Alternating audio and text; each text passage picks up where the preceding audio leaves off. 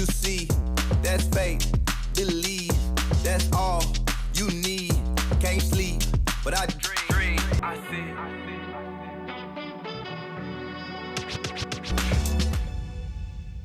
Vice President Kamala Harris is a member of Kappa Alpha Sorority Incorporated, the oldest black sorority in the history books, founded in 1908 on Howard University's campus. It is one of the 9 historic black Greek letter organizations founded at a time when black college students were barred from joining white organizations.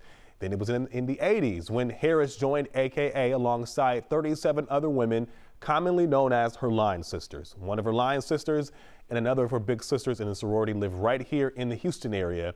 On today's episode of How I See It, I speak with those ladies. They tell me the VP's work in public service started on Howard's campus, and politics aside, they are inspired to see someone who looks just like them work to become one of the most powerful women in the world. So tell me, I know you were at the DNC. Yes, sir. Just got back from the DNC, obviously not too long ago. How did it feel to be there? How was that with your line sisters and celebrating your fellow line sister? Yes, it was amazing. I think the enthusiasm, the energy, looking at just the Harris Walls ticket alone brought a level of optimism to the whole of the room. As I shared, 32 of the 35 of our line sisters were able to attend, and the excitement, seeing someone you know on that stage personally was amazing. Yeah. And both of you, obviously, y'all knew Vice President Harris during her days at Howard University. Seeing her work to be the most powerful person, one of the most powerful people in the world, does this surprise you to see that she's doing this? Absolutely not. Absolutely not. She came to Howard, I think, as a leader. She was academic focused, but she knew how to have fun. She knew how to work hard and play hard, which was the beauty of Kamala. She, participated in a lot of activities on campus. She ran for a lot of offices, so it's not surprising at all. Now, did we discuss as 19-year-olds on campus, I'm going to be president one day? Probably not. However, she's always been destined to be a leader. Yes, I would say, and we've watched her ascent in politics, from her days as a district attorney and attorney general for, California, the largest state in the nation, and then to her original run for president, and then ultimately, winning the vice presidency. So, yes. Because I know you had a hand in picking, obviously, them for this line, and being a member of any organization, any fraternity or sorority, obviously you have to work to be a part of that already. And I imagine at Howard it's even more competitive because everybody want to be Greek, especially Alpha chapter. What was it about Vice President Harris that stuck out to y'all, that if you can remember, that was like, I'm gonna pick her? I think, Lisa said it well, she was a leader on campus. She was involved in activities. She was very visible, and she just always came across as well put together, well spoken, well put together. But as Lisa said, Kamala and I are both California girls. So we connected on that level prior to her joining Kappa Alpha Sorority Incorporated. And, she does know how to have fun. She's just very well-rounded. Yes. She's very well-rounded. And I think that's all you could ask for in someone that you want to join your organization. I was doing some research, and I read that a lot of your line did even protesting on campus and things like that. Is that true? Absolutely. I remember, and it's so funny you would bring that story up. That's one of the funny stories I remember about Vice President Harris, is that we were, I think, sophomores. Back in the 80s, apartheid was big, and a lot of, stop hunger, a lot of things around apartheid. I think even Howard had a big apartheid focus on campus. And yes, Kamala Harris was in the forefront of that. She was very active, and ironically, she was very close to a high school friend of mine, which is how we connected. And we would be the ones like, let's go hang out. We're new in college. Kamala's like, well, no, we have to do this, and we have to do, that for the Stop Hunger organization. And she was very, very active in those protests at that time.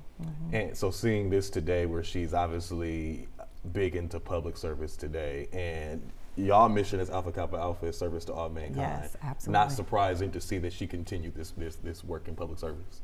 Absolutely, it's fitting, and she has, as Carla mentioned, the temperament. She typically is the smartest one in the room, but not always the loudest, which you can appreciate about her. She's very calm, but she has always been for people. I know it sounds cliche to say that because that's a lot of her mantra, what she's doing, but that is the truth. That is authentically her, and she's always been for the people. I read y'all nicknamed her C3. Yes. So when you reference calm, yes, she was cool, calm, and collected when y'all. That was her line name, or that is her line name, yes. and it's fitting. As I said, very appropriate. Tell me more about that. How was she cool, calm, and collected? I mean, I think we both alluded to it already that, you know, she was very well put together. She was very much a leader, you know, come in the room ready to get things done, pull up her sleeves, and just always stayed steady, you know, never panic, just stay steady. Yeah. And so she really epitomizes, even today as we see her, you know, I think she still is true to her line name. Yeah, not very reactive. And we've had some situations, as you probably could tell, in going through that process, and she was very, very cool, very level-headed. Yes. Very level-headed, and that was a wonderful thing. I have to imagine, politics aside, it has to be incredibly inspiring to see someone who looks just like you, a sister, let alone line sister, working to be the most powerful person, powerful woman, one of the most powerful people in the world. Is that inspiring to see? Inspiring, proud, energized, and also sentimental and emotional. You know, I think a lot of us were there in the DC, you know, teared up a little bit, you know, to see someone you know so well personally in that position. It's beyond proud, beyond excited. We love her dearly, and we, as Carla mentioned, we love each other. I mean, we've been a pretty tight-knit line for a long time, not just through this actor, but to watch her and to see her ascend into this most powerful woman, South Asian Black woman in the world, is almost unbelievable. It's almost unbelievable, but so proud of her. Yeah, I think, you know, for me, it's still really surreal. Like, you know, each day I wake up and I'm reading different things about her, you know, different news articles, things of that nature. And it's still surreal. And I have friends and colleagues who know that I attended college with Vice President Kamala Harris, and they'll ask me, and I said, I'm still trying to come to terms with it, but extremely excited. Obviously very proud that, you know, an alumna of Howard University, and, you know, one of our sorority sisters is, you know, has accepted this nomination and is proceeding. Yeah, yes. And how historic it is, specifically because she could be the very first Black woman as president, and she attended an HBCU along with y'all. How does that feel? Because we've never seen this before. It's historical. I mean, she will go down in the history books, and that to me is amazing, and for all the right reasons. It's fitting, it's for her, and we keep mentioning, you know, proud and sentimental, but this is history in the making. And, you know, no matter what, she is the right person for it. She's the right person. Yeah. Even when you talk about history too, because Shirley Chisholm, I was just going to say. She worked, you know, for this, and then she didn't get the nomination she needed. So she's already actually created. I mean, Kamala Harris has already, you know, created history just by being the first Black woman nominated to, you know, a political party. So you were going to touch on.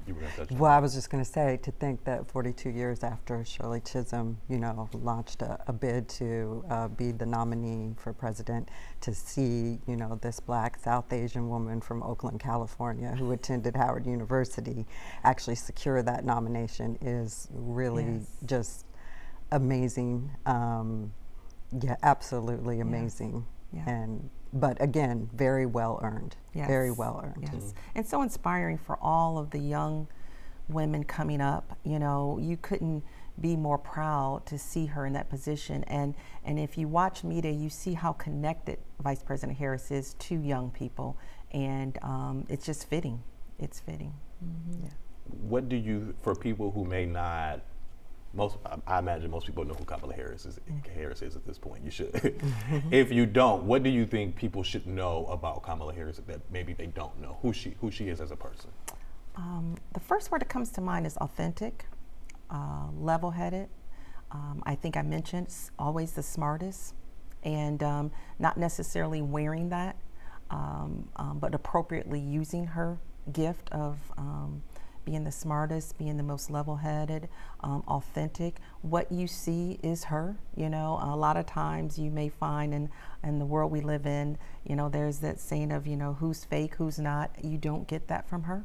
She's very authentic. She's very much for the people. And so what you see is what you get with her, and I appreciate that because she loves the people and she loves what she does, and that's important. Have you has she had, I imagine, because she's incredibly busy, even her time as an AG, senator, all of that. Yes. Did she have time to connect with you all? You know, you guys get together sometimes.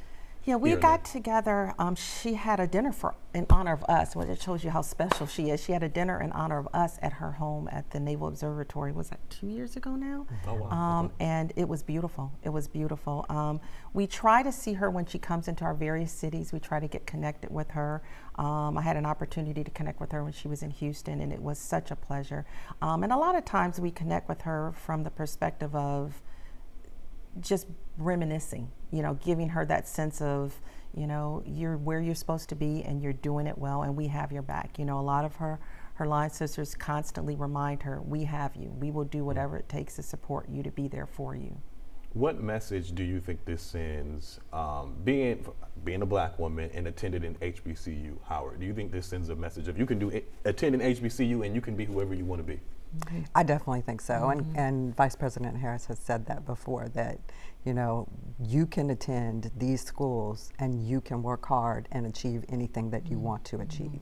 And I think that has always been the mission of HBCUs, and, you know, it's powerful. And I think we know, you know, from history, there are various other HBCU alum who have ascended to positions of power, to, you know, positions that people recognize, but to see someone who comes from a school such as the one we attended achieve this level of, you know, this position, really, right? It tells young girls, and she said that before, that, you know, you can do anything you want to do. Work hard, you can do anything you want to do. I think she's even said, I may be the first, but I won't be the last. Yes. And I think that's very encouraging to any young adult, young person coming up, no matter what color, you know. As she said, I may be the first, but I won't be the last. Does this resonate with you all, being black women working in your own careers, whatever career you work in, where it's not easy sometimes being the only person in the room? It's not easy being the first, and it's not easy, first of all, being a woman in a leadership role. Do you see that resonate with you in the career you work with, the same thing that she does? Absolutely, absolutely. And I often think you try to work harder to prove or disprove whatever perceptions may be out there. I think Howard in itself prepares leaders, not to take anything away from any other HBCU, but I think HBCUs in general, but specifically Howard, prepares you for this. I mean, there are things, you know, you go to school for, but one of the things around Howard University, which is why I sent my 3 children, I have 3 daughters, and they all attended Howard. And one of the things I tell them, you know, Howard prepares you how to be in the world and how to navigate, how to learn. You know, it's not easy. There are going to be hurdles. There are going to be things you're going to have to climb, but you can do it. And I think Howard does a great job of preparing you that. And I tell my daughters that all the time. Right. And both my sons attended Howard University as well, graduated from Howard University as well. And again, that was a message that my husband and I, you know, shared with them. This will prepare you for anything that you will encounter in the world. And I think that's borne out for us as, you know, professional women in roles of, you know, we both have higher level roles in our companies, and that's been very helpful. That's been very helpful. And do you feel like Alpha Kappa Alpha prepared you to and equipped you with the tools you needed as well? Definitely. Absolutely. And I shared that with VP Harris when I saw her last. I said, you know, we were prepared for this through our experience with the sorority. She said, absolutely. She said, I think of that often. Yes. And I think it does prepare you to really push forward, to work hard, to, challenge no, and to learn how to navigate, learn how to advocate for yourself. All of those things, I think, not only does the sorority, but Howard and our experiences at HBCUs prepare you to live in the real world. Yeah. Anything else? Go ahead. No, I was just going to add that, I think the sorority definitely also prepares us to do the right thing and to look out for the people, which, brings us back to VP Harris's mantra, for the people. And you had a part in picking her. So I imagine with you, it's like, wow, I helped pick a person to be a part of my sorority who is now doing something, obviously, that no one else has done before. Again, it's very surreal, but obviously we are very, very proud of her. Yeah. And she picked 38 of us, and we all did well. Oh, yeah, absolutely. Very proud. Along with the other members in the chapter Yes. at the time. But yes, yeah, we're very proud, very proud. Anything else I didn't ask that you ladies want to share? No, I think the only thing I would share is that it came to me yesterday that, we're about 60 years post-segregation, and it's also the year, of Kamala's 60th birthday. And so that's another piece to me that is just so powerful, is that here we stand, with this Black South Asian woman who is the Democratic nominee for President of the United States 60 years post-segregation, or about 60 years post-segregation. So I think that's very powerful. Yes. Yeah. Thank you, ladies. Thank you. Thank you. Okay, we hope you enjoyed this week's episode of How I See It. I'll see you next week for another episode. Have a good one. You see, that's fake. Believe